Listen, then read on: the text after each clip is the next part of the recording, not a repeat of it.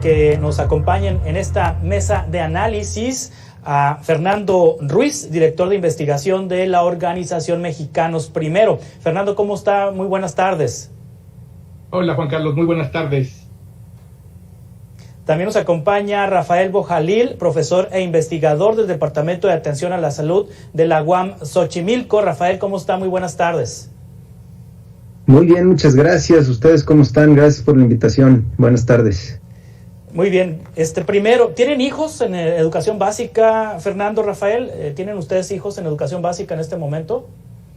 En este momento no. Yo uno sí. Un hijo. ¿Lo va a regresar a presencialmente a la escuela? ¿Va a regresar presencialmente a la escuela ahora el 30 de agosto? Sí, porque el protocolo de la escuela donde está mi hijo, pues lo elaboré yo junto con las directivas de la escuela y estoy completamente seguro de que podemos hacer las cosas bien. Sí. ¿Usted, Rafael, no tiene hijos en educación básica? Rafael soy yo, sí, yo tengo un hijo Perdón, Fernando, ¿usted no tiene hijos en educación básica? No tengo. No, si tuviera, ¿los mandara? ¿No los mandara? Si tuviera sí los mandaría. ¿Por qué? Sí los mandaría. ¿Por qué sí mandaría a sus hijos si tuviera hijos en educación básica, Fernando?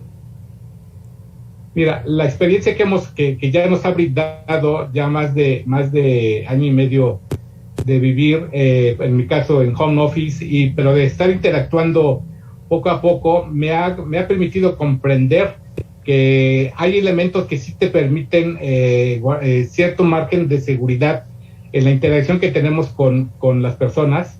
Esto me ha dado la confianza, por ejemplo, de entender que si respetamos las medidas que son las centrales para asegurar la seguridad y para evitar la cadena de transmisión, sí se puede realizar y se puede realizar una serie de actividades que evidentemente mucha gente tiene temor de realizarlas, ¿no?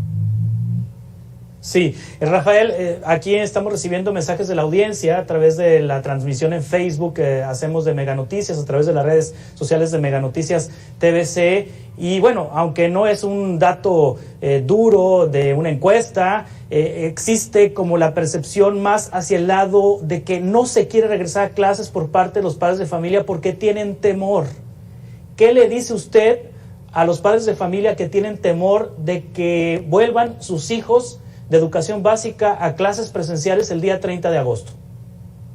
Bueno, yo les diría que lo primero que tienen que tener es sí preocupación y ocupación. Es decir, lo que no puede pasar es que el gobierno se desentienda de las necesidades de las escuelas públicas.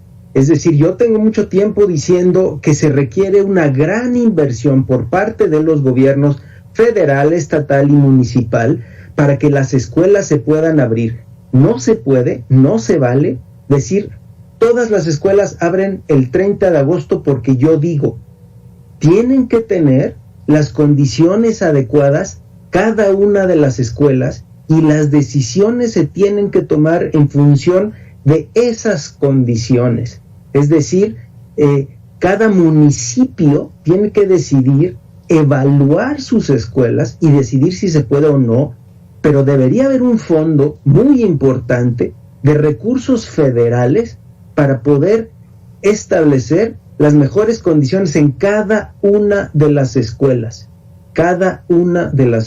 Pero eso requiere dinero y por supuesto que tienen mucha razón en estar preocupados, porque no todas las escuelas tienen las condiciones para regresar. ¿Cómo van a regresar a una escuela sin agua? ¿Cómo van a regresar a una escuela donde nos dicen que van a tener el 50% de aforo, pero sus salones son chiquititos y tienen 50 niños en cada salón? ¿Van a meter a 25 en un salón chiquitito sin ventilación? No tiene sentido. Tiene que ser con una evaluación perfectamente hecha. Sí, Fernando, ¿qué condiciones mínimas debe de haber en una escuela para garantizar seguridad a los niños, a las niñas, a los padres de familia y también, por supuesto, a los maestros? Sí, Mira, las condiciones, y coincido mucho con lo que comenta el compañero, porque el regreso seguro sí se puede realizar, o sea, sí es posible llevarlo a cabo. Las experiencias que en América Latina y en otras partes del mundo lo demuestran, pero en efecto tenemos que tener ciertos elementos que nos permitan llevar a cabo esto. Es importante hacer una revisión justamente de las condiciones de cada uno de los planteles. Los protocolos que se han aplicado en otros países señalan que se deben establecer las medidas adecuadas de cada uno de los espacios cerrados, que deben tener ventilación y deben hacerse un cálculo para determinar cuántas personas pueden estar al mismo tiempo en un espacio como este. Esto es un elemento importante. Deben tener elementos de sanidad básicos, que lo comentaba hace rato, que si no tiene acceso al agua para el lavado de manos, es un elemento, es un tache que le tenemos que poner el checklist de que esa escuela no está preparada para reabrir. Debemos tener una dotación que hace una gran ausencia por parte de la autoridad, un kit básico de sanidad, limpieza y de materiales como cubrebocas y termómetros en algunos casos, para asegurar que las escuelas, al establecer los filtros escolares que establecen los propios manuales que la SED ha estado divulgando, pues se puedan realizar realmente como está establecido y puedan servir justamente para la detección oportuna. Estos son solamente algunos de los elementos. Hay más elementos que deben de considerarse, pero es muy importante señalar que esta decisión la tienen que tomar las escuelas. Es decir, no es en un escritorio en la capital del estado, o no es en las oficinas aquí de la Secretaría de Educación Pública como se van a determinar las cosas. Es en las escuelas, y entonces el apoyo debe fluir para ellos. Sí, Rafael y Fernando, ambos coinciden entonces que es una necesidad el regreso a clases. La Secretaria de Educación Pública dice que no es una necedad, sino es una necesidad. Pero la realidad es que no será la totalidad de los estudiantes mexicanos de educación básica los que regresen a las aulas de manera presencial, sino que un buen porcentaje se mantendrá en casa recibiendo clases a distancia.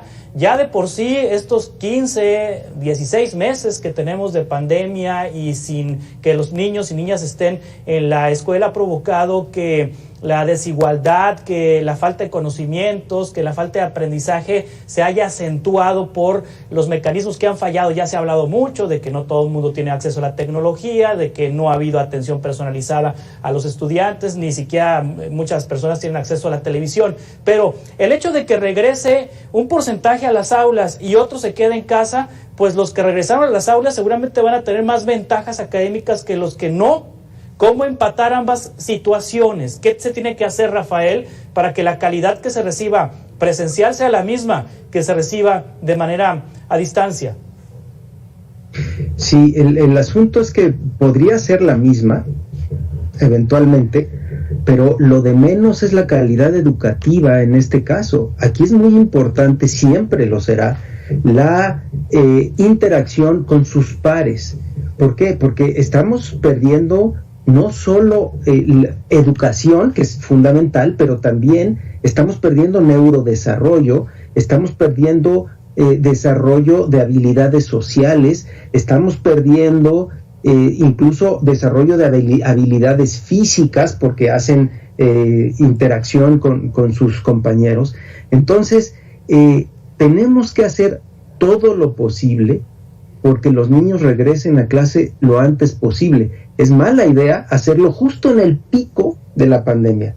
Ese es un problema. Tomar la decisión de abrir las aulas justo cuando estamos en el peor momento de la pandemia de año y medio, es decir, ayer tuvimos casi 22,000 o 23,000 casos, 22,000. Y eso que se detecta es que se detecta una proporción pequeña. Hay mucho más casos que eso, lo cual quiere decir que hay muchos casos que asintomáticos o sintomáticos pueden estar contagiando. Entonces, mi punto fundamental, resumiendo, es que los gobiernos federal, estatal y municipal tienen que tener como prioridad número 1 a nuestros niños. Tienen que tener como prioridad número 1 el regreso a clases, pero no a cualquier costo y no en cualquier condición. Tienen que meterle dinero para que las escuelas tengan con qué. Porque sí, efectivamente, las consecuencias a largo plazo de tener tanto tiempo a los niños encerrados son enormes. Hay que resolverlo. Sí. Y no solo en términos de calidad de educación, sino también de otras. Y luego está el ingrediente, Rafael y Fernando, el ingrediente de los estados de la República que van a tener transiciones en sus gobernadores, en sus gubernaturas, estados de la República que los gobernadores salientes pues ya soltaron el cuerpo, ¿no? Ya pues que se encargue el que venga, pues, ¿no? Que resuelva el que entra, y el que entra pues tampoco trae la experiencia que acumuló el antecesor. Es un contexto ahí también pues difícil para las entidades de la República, donde habrá cambio de gobernadores, en donde la mayor parte de los estados están quebrados, y los gobernadores entrantes pues tratarán de resolver la situación, quién sabe cómo, con dinero que no tienen. ¿Cómo hacerle en las entidades donde hay cambio de gobernadores, Fernando? Sí, es un buen punto esto que comentas, porque uno de los elementos que ya habíamos dicho es que los presupuestos a nivel federal y también a nivel estatal no fueron diseñados para enfrentar la pandemia, o no fueron diseñados tampoco para atender las urgencias y las nuevas prioridades que han emergido para la reapertura de las escuelas, y esta situación complica aún más la cuestión de que fluyan los recursos para apoyar a las escuelas, y es evidente que las familias lo perciben cuando ellos mismas tienen que poner de su bolsa para comprar el detergente, para comprar el cloro, o para comprar los cubrebocas para sus hijos. Nosotros hemos hecho una estimación de un kit básico de limpieza y sanidad para todas las escuelas, que haciendo un número aproximado de 3,000 millones de pesos, dotar a cada una de las escuelas de educación primaria y secundaria de este kit.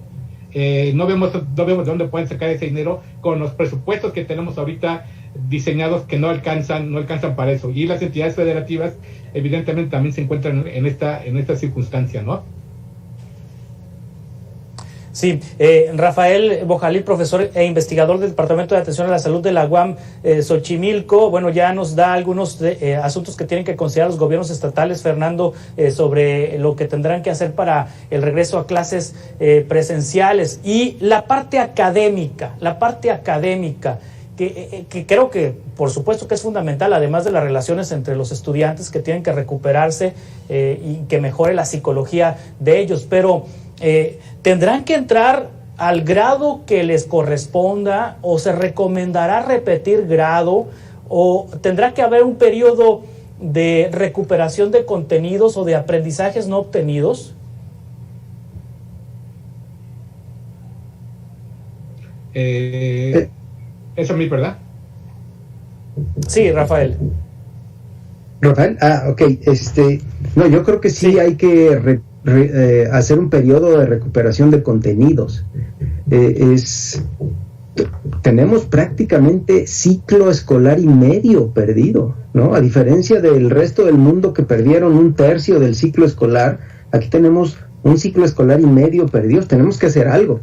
Tiene que haber, por supuesto, no así en una decisión individual, sino que tiene que reunirse un grupo de expertos en educación, en desarrollo infantil, en neurodesarrollo infantil, en desarrollo psicológico, que decidan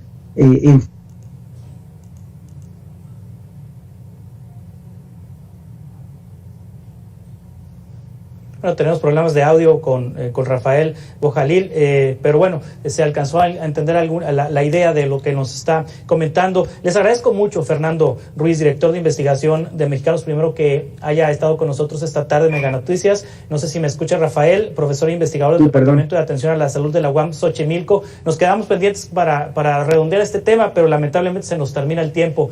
Gracias por sus reflexiones y sus comentarios esta tarde. Muchísimas gracias, Juan Carlos. Mucho gusto, Fernando. Gracias. Igualmente. Igualmente. Hasta luego. Continuamos con más noticias.